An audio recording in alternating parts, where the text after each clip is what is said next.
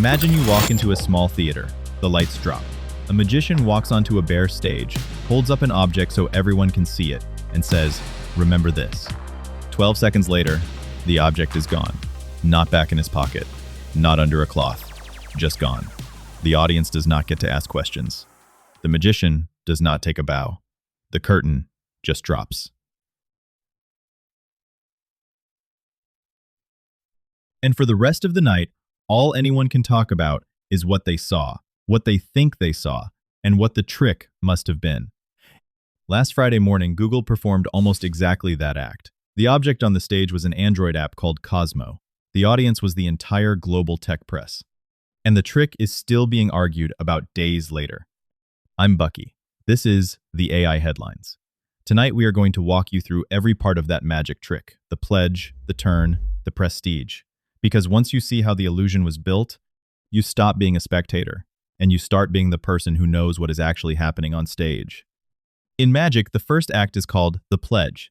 The magician shows you something ordinary, a coin, a card, a bird in a cage.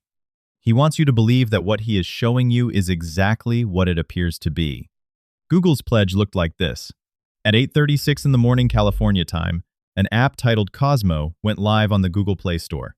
It was published under Google's own main account. Its developer attribution pointed to Google Research, specifically a group internally called AIR, that is, the AI Research Division. The package name was com.google.research.air.cosmo.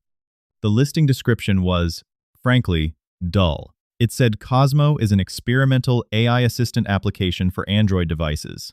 Cosmo brings the power of artificial intelligence directly onto your device.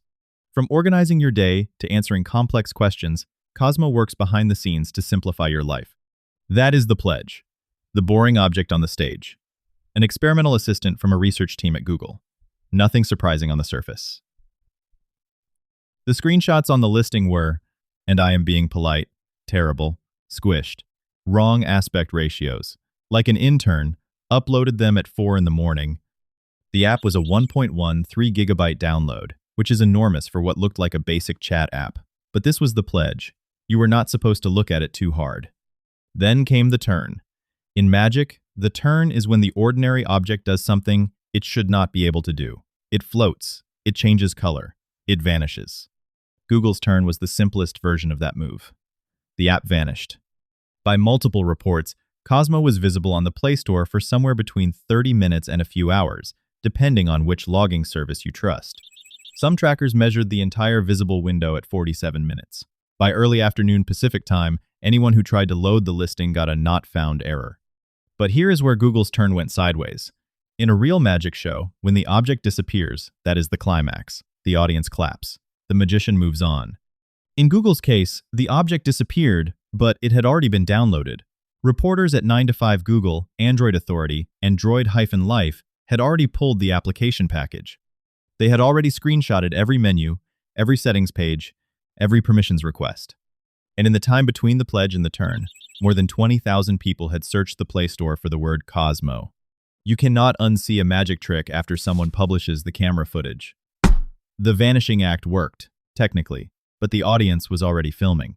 Now we get to the prestige. In magic, the prestige is when the thing that vanished comes back, but in a way that explains everything. Let me bring Cosmo back for you. Pay attention to 3 layers, because this is where the real story lives. Layer 1 is architecture. Cosmo is built around something called a fulfillment model. That sounds like Amazon shipping. It is not. It is a routing decision. Inside the settings menu, there are 3 options. Option 1 is called hybrid. Hybrid uses something Google calls a Pi server when you are online, and falls back to a local on-device model when you are not. Option 2 is called Pi only. That uses the server exclusively. Option 3 is called Nano only. That runs purely on your phone with no server involvement at all. What does PI stand for? Google has not officially said. The leading theory among researchers is that PI stands for Personal Intelligence, a server-side Gemini model, possibly the one already used by Google's Project Astra preview. The local model is Gemini Nano, the on-device small model that ships with recent Android builds. That is why the app is 1.13 gigabytes. You are downloading a full neural network, not just a chat interface. This three-mode design is interesting for one reason. Apple Intelligence on the iPhone does something similar. It routes between on-device and cloud. But Apple decides for you. Cosmo lets the user choose. That is a meaningful philosophical difference.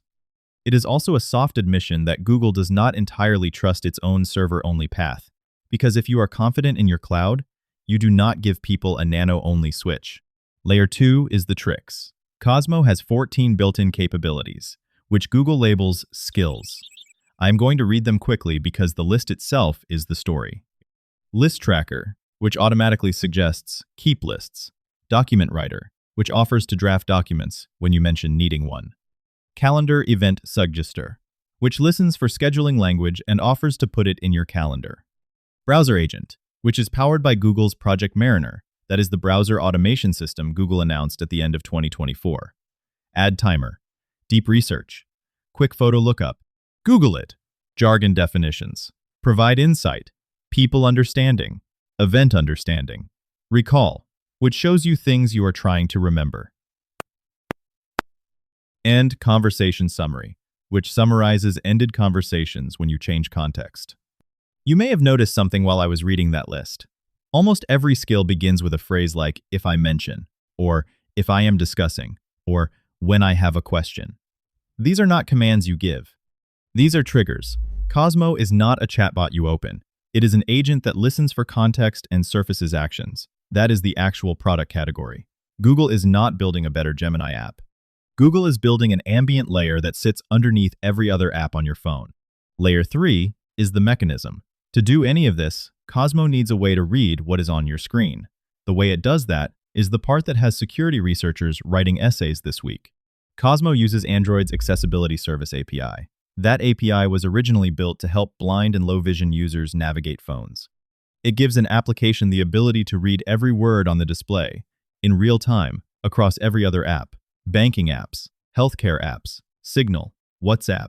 Whatever is showing on your screen, an accessibility service can see it. Here is the inconvenient part of the story.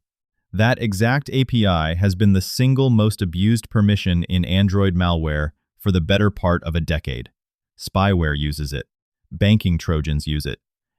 Surveillance vendors use it. Now Google is proposing to use it for an assistant that ships under their own logo. Same hammer, different nail.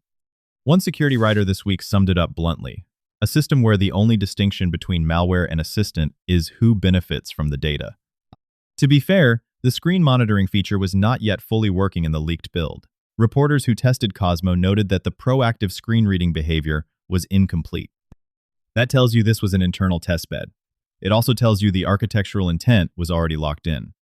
Every magic show has one person in the front row who refuses to clap. Tonight, that is us. 4 reasons to be skeptical about Cosmo, and these are not vibes. They are documented. First, Google has not published a privacy policy for Cosmo. Not a draft, not a teaser, nothing.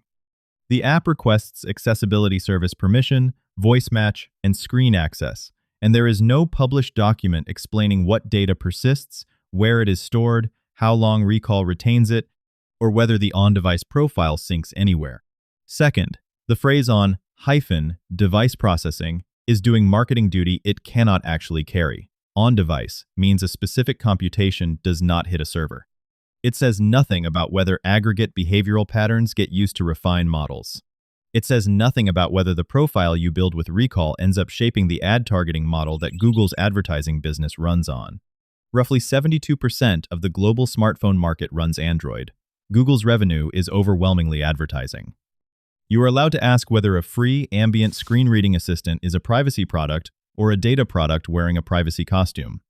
Third, the release pattern itself is a problem. In the last 13 months, we have seen a major Anthropic source code leak, an OpenAI experimental endpoint exposure, and now Google publishing an unannounced research product to its own production Play Store under its own main account. These companies are shipping faster than their release engineering can keep up with. One security writer this week called it execute first, validate never. That is not a great phrase to be earning. Fourth, the capability set is, frankly, a lot. A single application that listens to your screen, summarizes your conversations after they end, remembers context for you, automates your browser, drafts your documents, and watches your calendar plans, is by any reasonable definition a comprehensive surveillance and automation surface attached to your phone. Whether you trust Google to operate that surface responsibly is a personal call. The surface itself is being built whether you trust it or not. Lights up. Encore time. Different parts of this audience need different things from this story, so 4 short notes. If you are a developer, here is your homework. The Project Mariner integration inside Cosmo's browser agent skill tells you Google is going to make web automation a first-class agent primitive at I/O on May the 19th. If you are building anything that touches the web, you want to be at that keynote with a notebook.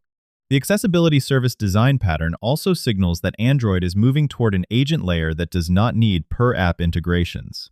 Threat and opportunity, depending on which side of the API you sit on. If you are an enterprise decision maker or a security leader, your homework is shorter. Do not deploy any AI assistant on managed devices that uses accessibility service until you have a published privacy policy, a data residency statement, and a clear answer on whether screen content from banking, healthcare, or messaging apps is processed locally or sent to a server. If Cosmo ships as the next-generation Android assistant, you will need to decide whether to disable it via mobile device management on day 1. Have that conversation now, not in June. If you are a casual viewer or a small business owner, here is the takeaway. The next version of the Android assistant is going to be a lot more capable than the current Gemini app. It will probably be more useful.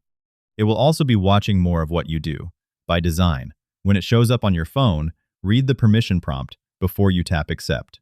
Read the actual sentence, not the marketing line above it. And if you are an investor, Google's accidental release tells you something the press release would not have. Google is spending real engineering on a proactive on-device agent with a server and edge hybrid architecture, with Mariner integrated as a first-class tool. They believe the next assistant war is not won in the cloud. It is won on the device, in the layer above your apps. Apple is already there with Apple Intelligence. Google is not behind on the idea. They are behind on the polish. At Google I/O, you should expect them to ship the polish. Here is the thing about magic tricks. After you see one performed, you can never unsee it. Cosmo appearing on the Play Store, then vanishing, then being reverse engineered in the open by the press is a trick Google never wanted you to see performed, but you saw it. And now you know what they are building. The official unveiling at Google I/O is, at this point, mostly theater. The interesting work has already happened. We saw it in the window between when the curtain went up and when they pulled it back down. That window, that is where this episode lives. For the AI headlines, I'm Bucky. Stay sharp out there, and watch your screen permissions.